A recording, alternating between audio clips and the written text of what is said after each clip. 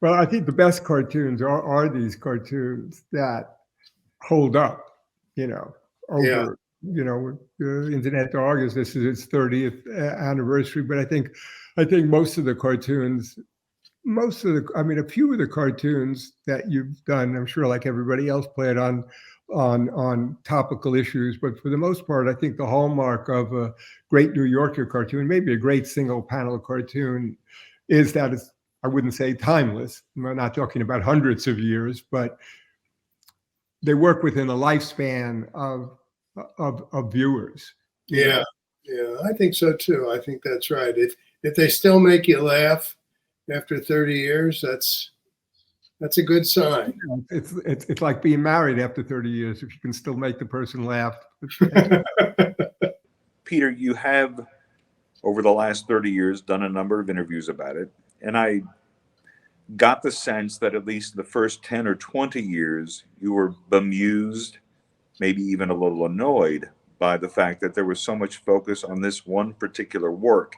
It eluded, it seemed to me, your purview in terms of why people were talking about it, why they kept talking about it, and the myriad meanings they took from it. Has your feeling about it changed over the last 30 years, or at least the last 10 years? Because it's been a few years since you've done an interview about it. You didn't do a 30th anniversary piece, but there was many 10 and 20 anniversary pieces. Yeah. Yeah, no, it has changed over time. I mean, I'm a slow learner, but I have actually come to understand that the cartoon, to people, particularly IT people, people in the internet who live and breathe the internet, that it has been an important, somehow, signal event, this cartoon in their careers and their lives. I mean, last year I was approached by a young man who wanted to do an NFT of the cartoon, and he actually persuaded me that that the cartoon itself was a valuable kind of almost a harbinger of the way things were going to go, and so having talked to people over time again and again about it, I have come to learn that it's, at least to some people, it's a very important cartoon. To me, it's still, it's still just one of a batch of 12 or 15 that I sent in and didn't expect to sell.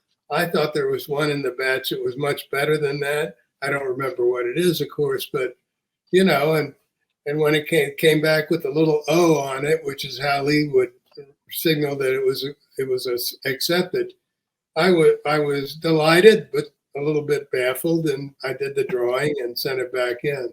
I had a revelation about this cartoon this morning. Oh, I was thinking about time. It took a long time. I realized that cartoon is autobiographical, and that it's about being an imposter or feeling like an imposter. And I think a lot it wasn't about the internet at all. It was about my sense that I'm getting away with something. What were you getting away with? Well, being a cartoonist for one thing, and I mean, in every I've had several checkered careers, and in every one I felt like a bit of a fraud. I mean, that's, I think many people have that syndrome, the sense that you don't really, exactly, yeah.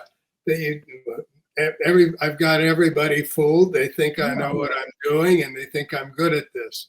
So I think that's, for me this morning, that was a kind of interesting revelation this late in the game.